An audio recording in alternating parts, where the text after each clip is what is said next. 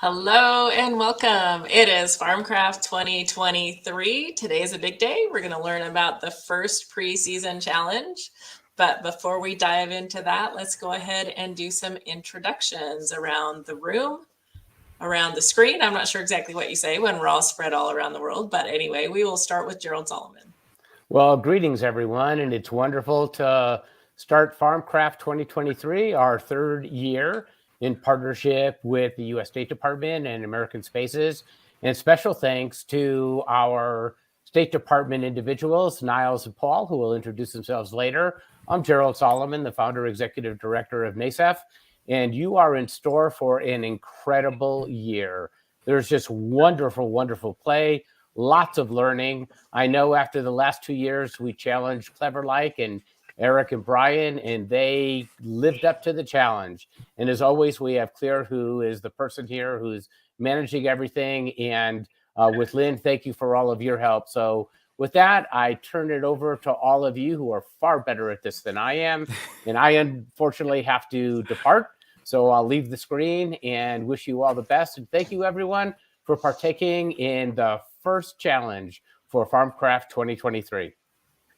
Great. Thank you, Gerald. Thanks, Always Gerald. good to have you Thanks, check Gerald. in. One of these days, we're going to drag Gerald into a Minecraft world. We're going to do it. It's going to happen. So far, he's It's only gonna been an NPC for the Right. award ceremony, but we'll get him in there. Exactly. Thank you, Gerald. Exactly. Take care. Bye-bye. We need All right, you. thank you.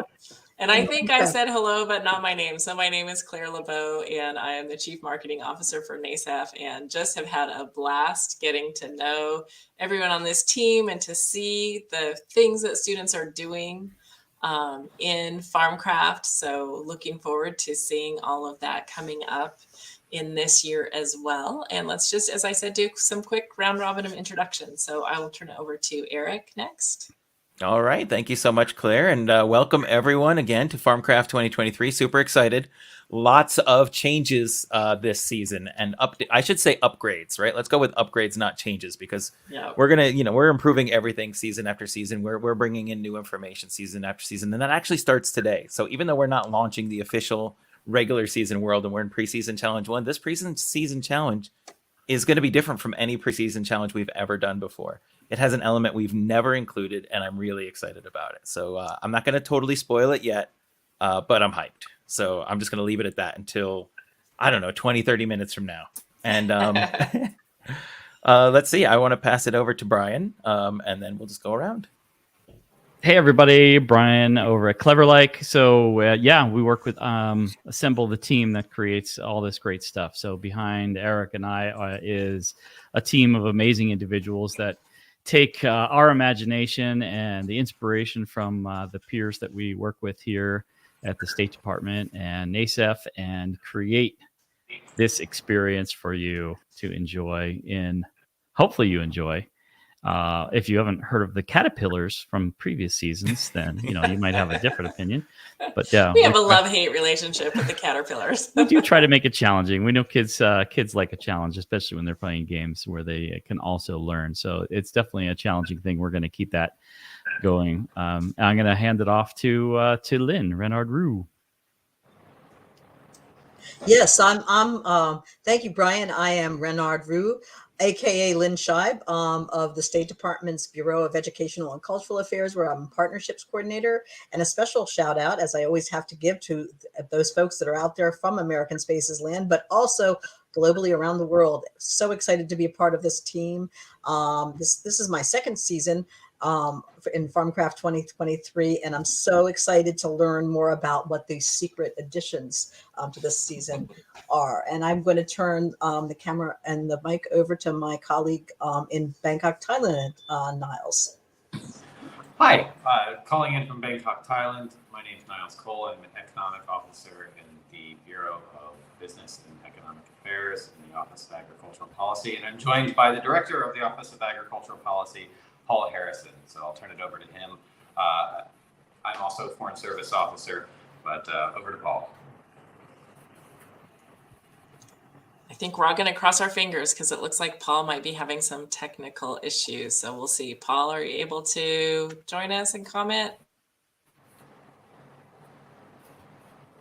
All right. Well, we're just going to keep going, and we'll see if we're able to get a good, strong connection for Paul. We've all been there, right? So I think what we're going to do is go ahead and are we just going to start by jumping into Minecraft right away? So I early? think we should. Okay, awesome. That's what everybody really wants. That is what everybody really wants, isn't it? Hmm. So let me work some magic here. We are going to talk about food availability in this preseason challenge. So, Eric, do you want to share with us just for a second about what is coming up here? Yeah, let's do that. So obviously we're making some shifts in what our focus for Farmcraft 2023 is going to be. In season 1, we focused very much on yield and growth and, being able to produce a crop and a product. In season 2, we expanded on some of the GE modifications that could be made, on some of the environmental impacts that our farming had, and some of the devastating effects our environmental impacts could have if they took it to that level. The tornadoes were fun. Sorry about all that. No worries. But this season, we're bringing our focus, we're sort of bookending our focus around what Farmcraft is. Because what we're really doing is we are talking about what happens before the farming starts in terms of how do we determine what crop it is we're going to grow in the first place. And what do we do once we have the crop? How do we get it where it needs to go and to the people who want it? So we're really looking at the two ends of the farming practice. Since we've spent 2 seasons now really boots on the ground, getting into the dirt and doing the farming. Now we want to talk about how did we know what to grow? How do we figure that out? How do we do the research? And then how do we get the crops where they need to be? And of course, what kind of impacts do all of those have on what we produce, where it goes, the environment, and so on. So really excited about that. We keep expanding the program every single time, and I absolutely love it. And of course, I'm hearing this in the background because we've got the Farmcraft World open, and sure enough, we've got a storm going. So I may have to change the weather in there, as relaxing as the sound of the rain in the background might be. Although I don't know if you hear it on the stream, I'm certainly hearing it while I'm talking. That's great. Well, Paul, it looks like you are here now, so that is good to see. So why don't you go ahead and introduce yourself, tell us a little bit about your background, and then we'll chat about your experience as we explore this world together. Sure, my pleasure. So thanks for having me. I'm Paul Harrison. I'm a Foreign Service Officer with the Department of State, Director of the Office of Agricultural Policy. I work with Niles. I've been a Foreign Service Officer for a while, served around the world, places like Madagascar, Belgium, where agriculture is extremely important and extremely challenging and very different in each location. Originally from Southern Illinois, I grew up on a farm, and so I'm really excited to see this game and this application and actually have something I can talk to my kids about since they're all into Minecraft and kind of interested in Farmcraft. So thanks. That's awesome. Good. Well, welcome. It's great to have you here. And so let's see, are we just going to jump into the world? Let's go ahead and share this here. All right. Looks like we're in. There you are. That's Wait, but that's not where I'm. But that's not where I'm standing right now. and you were hearing rain. Yeah. That is odd. I'm seeing you, and I'm looking at you where you were standing. And I see Niles over here. Interesting. So do you think... And I have teleported to you. Let's see if that made a difference. You are still in the same place you were on my screen. Right. Okay, Unlike Paul, I did not grow up on a farm. I cannot grow anything in real life. I consistently kill all my balcony plants. So I'm excited to have a platform which I actually can be successful in raising crops of some sort. I mean, it's still hard work in Farmcraft too, so we want to keep it real. For sure. I thought this was fun, not work. There you are. It's fun work. Yeah, that's right. All right. I think we're back up and running. There we go. Okay, perfect. What would a stream be without technical issues, right? So, you know what? Clever, if you could follow me over here. I real quick will. And fly on over to the farm. This may look familiar to any of our participants who have been with us from day one, and I mean day one from Farmcraft 1, going on 2+ years ago now, because this is actually the very first place we spent any time on stream. Adam was in this space with us, for those who remember Adam on our streams. And this is the farm that we essentially grew in here. And this is how we started. The very first challenge we gave to students right off the bat was, we just want to see what you consider a farm in Minecraft. So build us your farm. That was your very first challenge 2 years ago, right? So it's unbelievable to think that that's the case. But that was the very first challenge that we gave them, was just, build that farm. And let's see what you create. Let's see what you think a farm is by building it in Minecraft, and just using what the tools Minecraft provides are. No customization, no mods, no texture packs. Just show us what you think the farm can be. Remember Kathy with the bunnies? That's right. He was chasing the bunnies Kathy everywhere. with the bunnies We had a bunny infestation, and so I was simulating like a real bunny infestation. So the more bunnies she spawned in, I started breaking crops to act like they were eating them all. So, yep, I remember. Well, all that of sounds but, like the real world. The bunnies are cute till they start eating your profits, right? Exactly. but look, our farm's doing great. We've got crops. But that's not our goal this season, right? Our goal isn't, hey, look, we've got crops, or we did it. We grew the crops we wanted. It's also about, where do we make the decisions to start? How do we determine what it is our community needs, right? And that's when we talk about food availability. What is available in our area? What is not available in our area? How do we make the choices about what to grow for a particular community?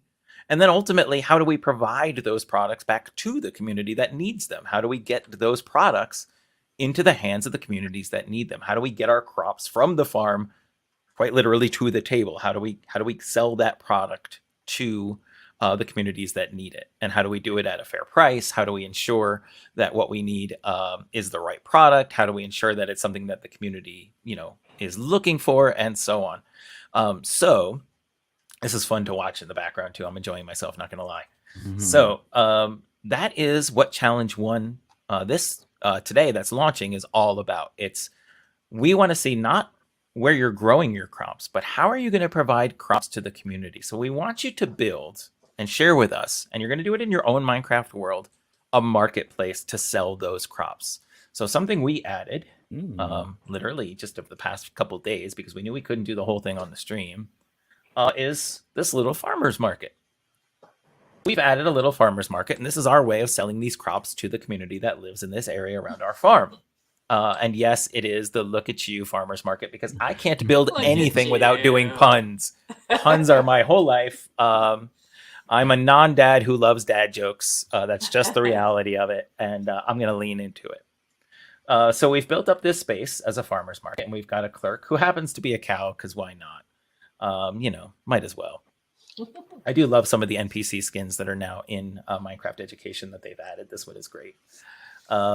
So we've built this space, but what we don't have are any of the crops for sale sort of laid out yet, nor do we have signs telling us how much we charge for those crops. And here is where the interesting part of this challenge comes into play, something we've never done before.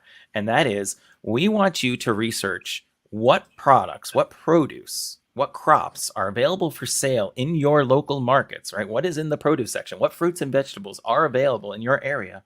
And what do they cost? And we want that information from all of our teams who are participating, because we want to be able to put that together, create a map, essentially doing sort of a community science project with data from all of you.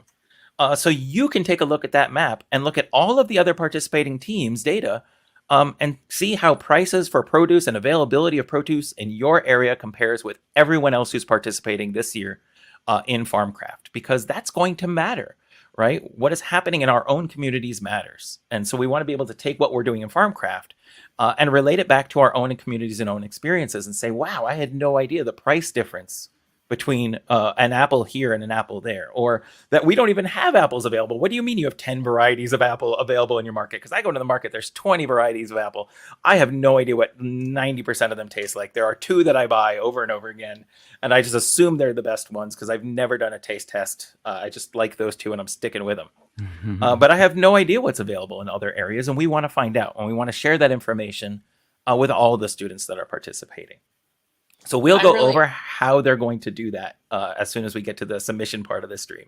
Perfect. I'm sorry to interrupt you, Eric. I was going to No, say, you're I'm good. really interested to see what is the pervasive fruit or vegetable. What can you get everywhere that students are participating? What is everywhere? And that's something that we took in mind when creating the challenge. There's going to be 5 items that we want you to look for in your area. Now, when we say look for, you can go to the market and look for those things.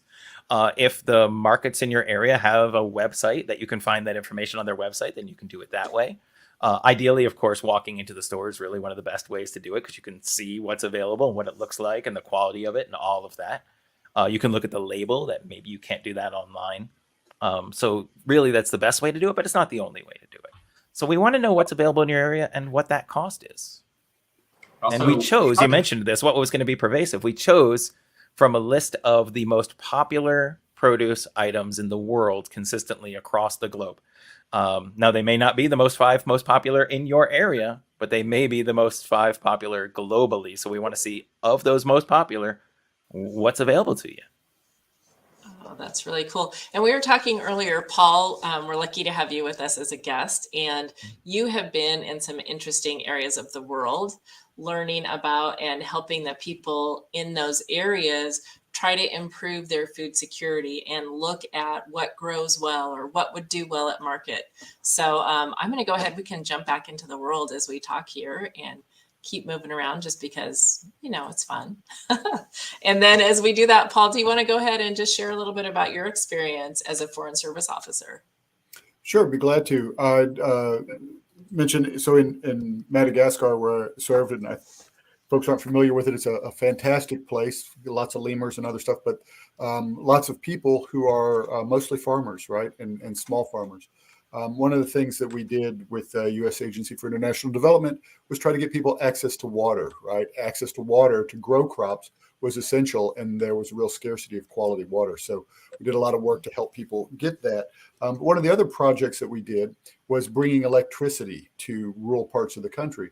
And in rural parts of the country, people didn't have any connectivity, right? They didn't. This wasn't about bringing people lights and power to charge a car to drive a Tesla.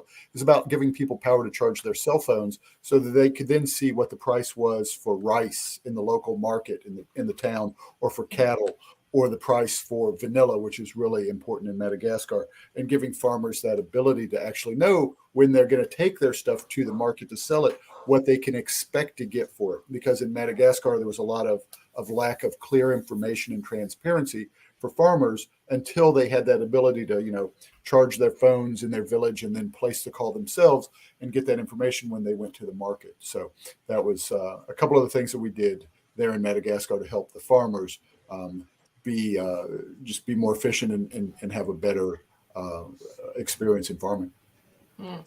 That's really interesting. And I think also you mentioned that vanilla was an important crop.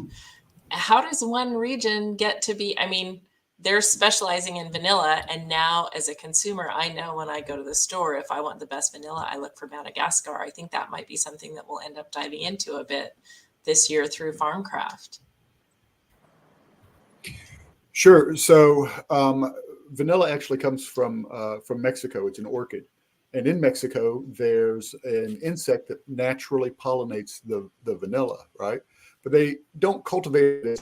It's really cultivated extensively in Madagascar because in the northern part of the country, the climate is perfect for vanilla to grow, for these orchids, which is what vanilla is. It's a vine to grow. And it's sufficiently wet, it's sufficiently sunny, it's sufficiently warm, and the soils are good. And so in this region, Sambava region in the northern part of Madagascar, it's very rural, very remote. You have to fly in. You can't even drive up there. But they have a large number of, 100,000 or so vanilla farmers. And they're mostly all small farmers growing vanilla. There, they pollinate it by hand because the insect that is native to Mexico is not in Madagascar. And then they take that vanilla and they grow the beans for 9 months, and then they harvest them, and then you have to massage the beans for probably about another 9 months. So it takes about 18 months to bring a vanilla crop to to the market, right? So the farmers are doing this, and they are keeping these vanilla beans actually in their houses under their beds. They bring them out, they massage them each day, they put them back in this liquid that it So sits they in. really take them out and massage them? Wow. They actually massage the Oh vanilla my goodness, I have a whole new appreciation. After they're harvested? after they're harvested, because harvesting is only the first step, right? So it takes 9 months for that bean to grow, for Wow. the flower to grow and then produce the bean. And they pick that bean, and then they're going to massage it and work on it, because it's not, you have to release essentially the tannins that are in the vanilla, right? You have to release the flavonoids. And so that's that process. And then they sell them to the middlemen, who collect them all, dry them on these big racks that you'll see. And then they're sold. And of course, a number of companies in the United States in the vanilla business, they source it out of Madagascar. And that's where you source organic vanilla. That's where you source the top end vanilla in the world. It comes out of Madagascar. But it is a labor intensive process. Wow. It is it's a family process too, right? This is generation after generation. People are vanilla farmers there in the northern part of Madagascar. And it is, that's Madagascar's contribution to the world, right? If you like Coca-Cola, if you like vanilla ice cream on your apple pie, Oh yeah. you care about vanilla in Madagascar. Wow. So Whether I you have live- another question for you. I'm brimming with questions. You said you grew up on a farm, right? Yes. What was the primary crop that you raised on your farm? Patience. Patience. So I grew up on a farm. It really wasn't a commercial farm, right? Okay. My dad worked, but we experimented. We grew wheat one year and actually had a scythe and would scythe the wheat. So that's a very labor intensive process. And then we took the wheat and we ground it and turned it into flour and did that. We had cows. So as age of 8, 9 years old, I was milking cows. And then my mom thought it'd be great to have a butter churn, not like an electric one, but like a hand one. So we churned butter by hand. Made cheese that way too, through a cheesecloth, right? Raised chickens and eggs, grew corn. I grew Crazy 8 cucumbers, which are the long cucumbers, right? I was really proud of my ability to do that. But my grandfather, my dad's father, did farm, and had 100 and some acres where he'd grow wheat or soybeans or corn. It just depended from time to time.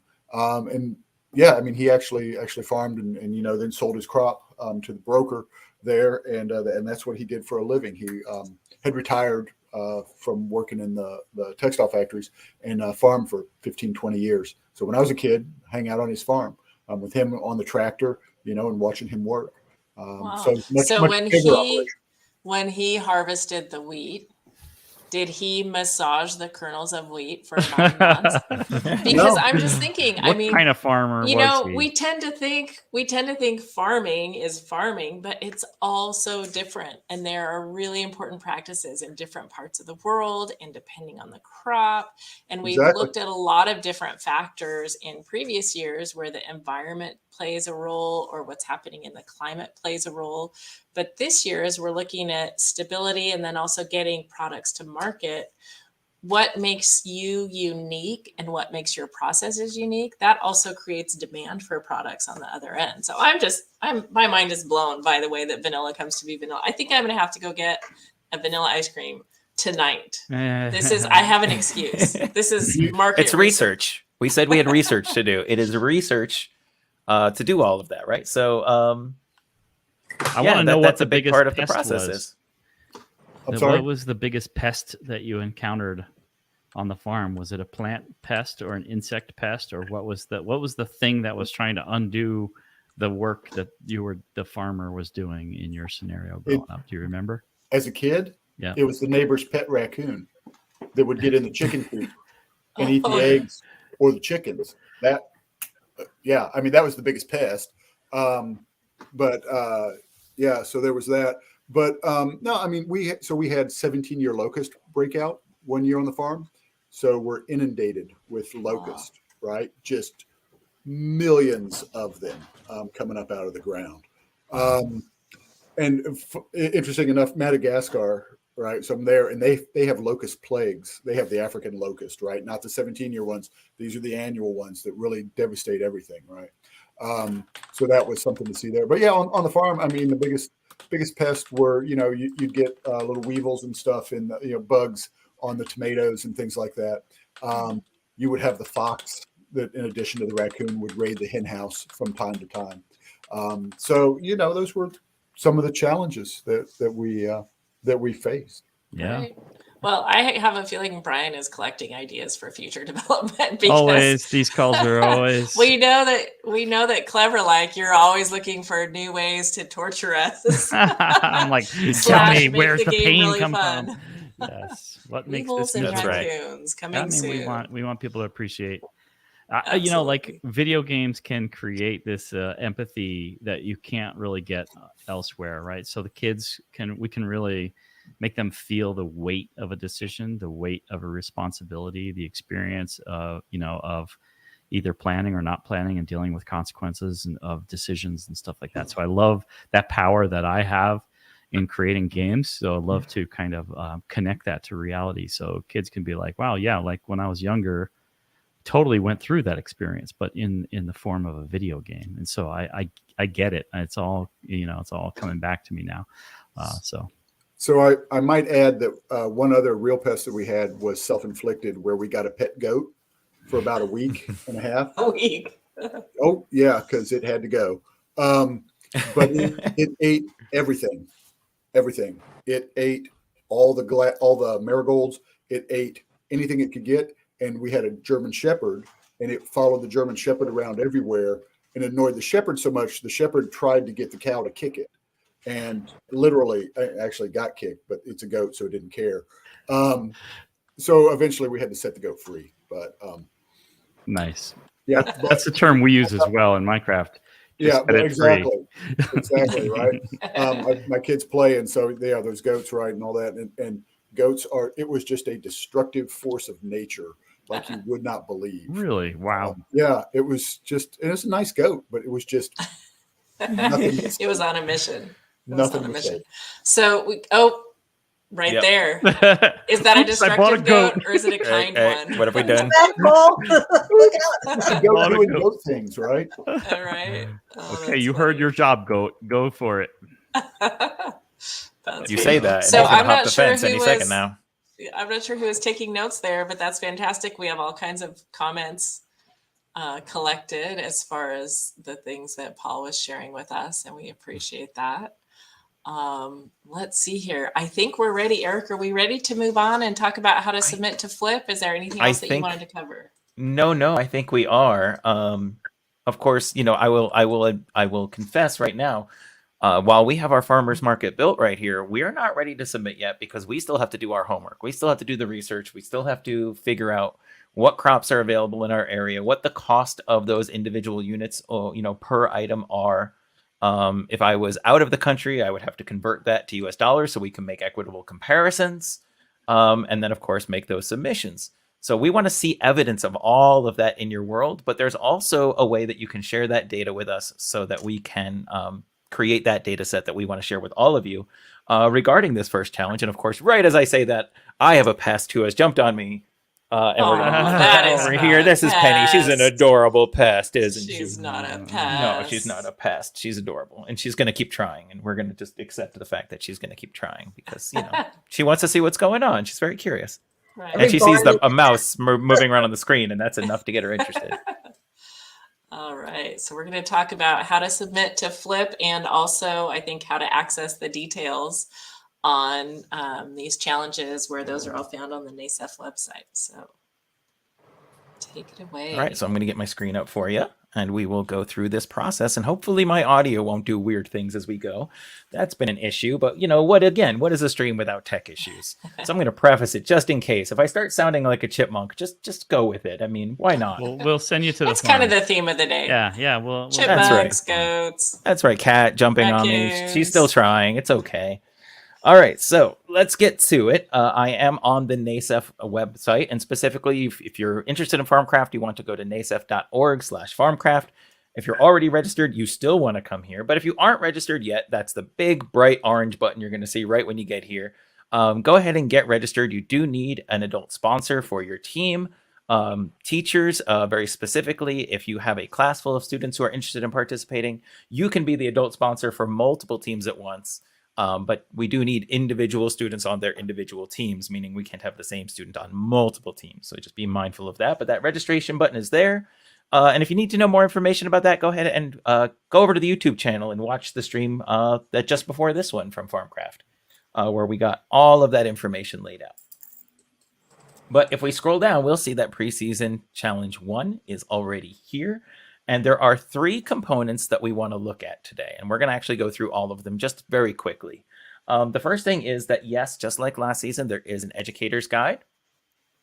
And that is essentially a full laid out lesson plan of everything that is part of challenge 1, including standards, the tasks that are involved, how to present the challenge to students, where to find the recordings and things like that of the one you're watching right now and future ones and even past ones as well. The KWL chart, which we'll talk about briefly, but you can find the information here. We did use them last season. And this is a way to basically recognize what the student's knowledge is coming in. What do they already know or think they know about the topic of food availability and what food is available in their area? What they think they need to know or need to learn in order to complete the challenge. And then, of course, what they learned at the end of the day. So once all of their challenge has been completed, what new information do they have? So this is something to track that progress throughout the process of going through the challenge. Additionally, there are lots of links to information that may help them through that process, talking about food availability in various areas. So there's some videos, websites, government data sites, lots of information there, some educational sites, PBS Learning Media being a great one. So lots of information there. Next, and we're going to go over to another document in just a second, but these are, we talked about the 5 most, or some of the 5 most popular food items globally. And these are produce items that are in high demand across the world. And those 5 are potatoes. And the next one surprised me because I think it's a little less popular where we are, but very popular around the world. And that is cassava, also known as yucca, tomatoes, bananas, and watermelon. So those are the 5 we're going to want to look at. And once you go to the store, you're going to want to be able, of course, to know what information we're asking for when you go there. So the great thing is for teachers, we've created a printable form. So you could actually print this form for students. They can take it to the store to do their research, fill out the form, and then come back with that information. And then, of course, work with you to submit that information to the Farmcraft team. There is a link to a currency converter should you need it. So if the US dollar is not your local or native currency in your area, this tool is really fantastic for just making it easy to convert one currency to another. And then, of course, where you're actually going to submit it is right here. Now, keep in mind, this is only step 1 of the whole thing. So you would go to this link, and once you had all that information, you would put your team name, the country you're in, the city you're in, and then it's going to take you by step through each item that we asked for, those 5 most popular.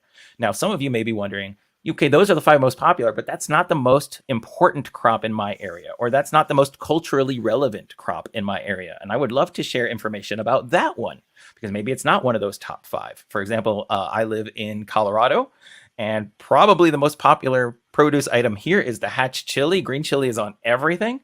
That's something I learned moving here, but that's not one of the 5 on the list. So maybe I wanted to include some information because that's a really important one to the Colorado area. So if we go back to the Farmcraft page, you'll see that there's a printable form as well. And so this is the one that's basically like a worksheet that can be printed for students, and they can simply go through and check. So are potatoes sold in my local market? I can click yes or no. Now, if it's a no, we still want to know that it's a no. We want to know if that's not available in your area. But if it's a yes, then there's more information to fill out. Right? What is the cost of a single potato in your local currency? And of course, converting that, what does that cost in US dollars? If the potato has a specific variety, please provide it here. So there's lots of varieties of potatoes. They could be fingerling potatoes or Yukon Gold potatoes or russet potatoes or some potato I probably have never heard of because I got to believe the world is full of varieties of potatoes. And then, of course, if the potato has a location of origin, please provide it as well. So sometimes you'll see a little sticker or a label on the bag or a sticker right on the produce. And it'll say like product. For example, I bought grapes here recently. I buy grapes a lot, and very often the grapes that I purchase say product of Chile on them, and that's where a lot of our grapes here come from. So I want to make a note of that. That's where it came from. It came from Chile. It wasn't grown in my backyard. It came from Chile. So if that information is available, please provide it. If it's not, that's okay. You just leave it blank. And then, of course, you would go to that link once you have all this information and fill out the database and upload that information so that we can create that map of what these what products are available and their cost in all the different areas. Last year, we had 69 countries participate. It would be amazing to know what is available and what the cost differences are of that availability in those areas. That just would be so cool to kind of visualize that. And that's what we want to provide for you. And have you, of course, provide the data to us that we get to share. So, of course, once all that is done, hang on to this worksheet because this is the information you can put into your world. So, for example, if you're putting potatoes in your market, you have an idea of what the cost of those potatoes should be, where those potatoes came from. And that's information you could put into your market when you submit your build. So let's go to that now. How do we submit our build once we've actually built out our challenge? So here is preseason challenge 1. And we can actually see it's embedded right over here on the site. And the challenge is to design and build a marketplace in Minecraft that shares which fruit and vegetable items are available in your local community. Use collected data from your local grocery stores or markets to determine the cost of the items in your market. Consider ways to build or present those ideas, concepts that do not exist in a typical Minecraft world. For example, the checkout clerk in mine is just standing at a lectern. It's not really a cash register, but we have to find a way to make that look right. So using those items in clever ways is always really great. Not to mention, I don't believe Yucca is in any of our Minecraft worlds. So you're going to need something maybe to represent that if you are going to include it in your build.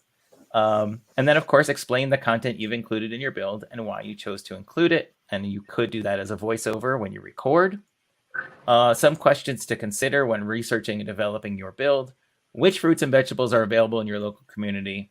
What are the costs of the fruits and vegetables that are available? Does everyone in your community have access to healthy food options like those fruits and vegetables? And what can be done to ensure everyone has access to healthy fruits and vegetables in your area? And that really addresses that food availability concern that we're talking about in this challenge. And keep in mind, we built a little farmer's market right next to our farm. It doesn't have to be that. If you wanted to build out a full-fledged supermarket, huge supermarket, you could do that. If you wanted to create, a thriving marketplace of a variety of markets all, taking up one area.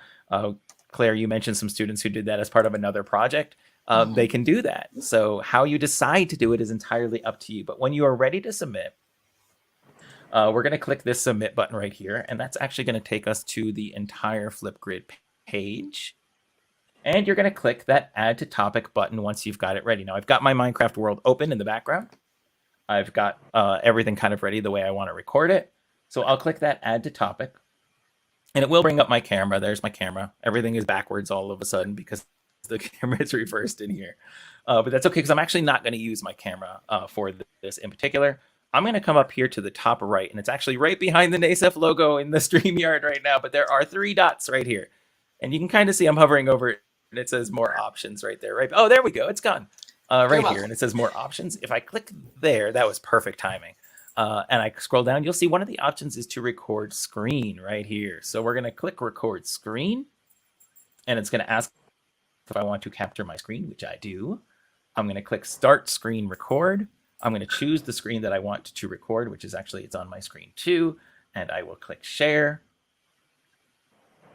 And wow. It's counting down.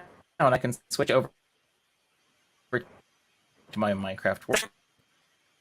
There we go. We are and getting it's capturing a little my Minecraft bit of world. Little bit of funny audio, Eric. I think we can see. Yeah, I've got a all of lot sudden you're going taking up on. all your Yeah, resources. just a little bit of fighting for your screen capture.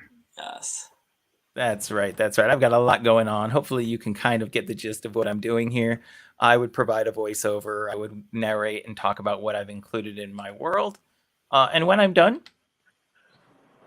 I would just pause on that. I would go back to the Flipgrid and I would click stop recording.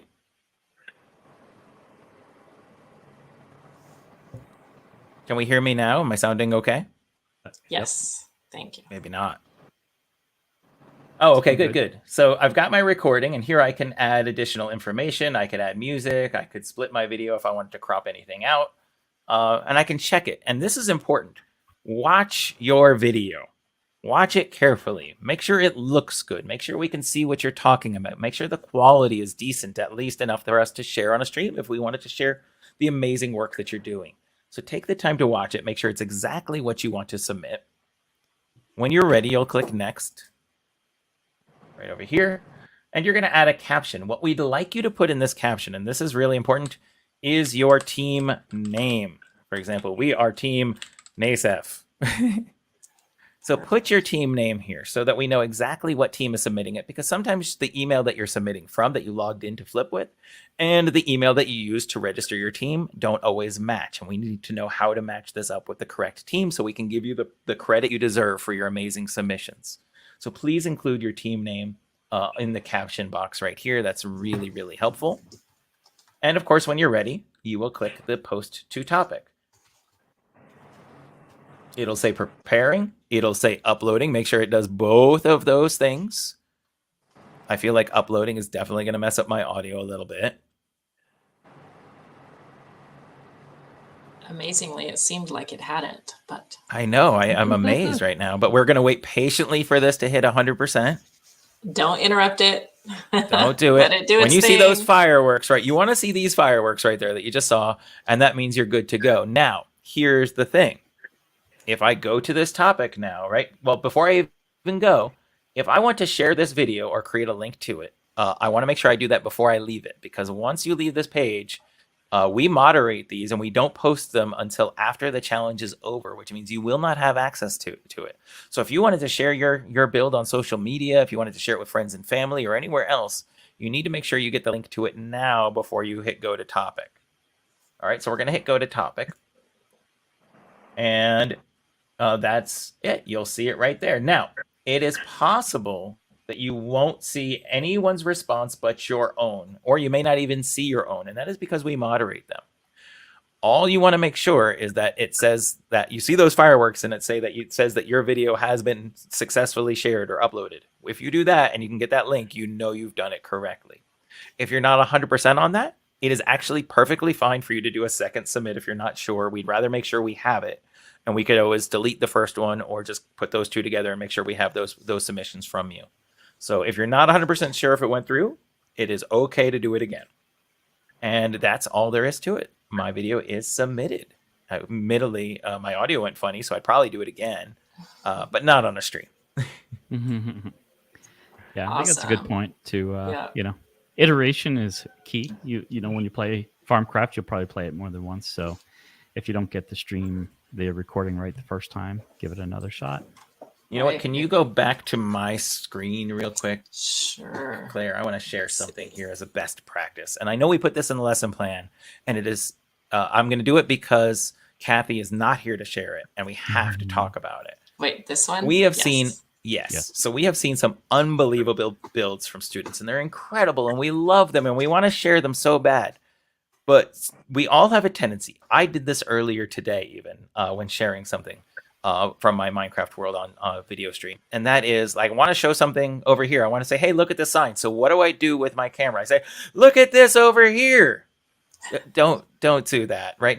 You're filming, right? You're a camera person. You're a camera operator.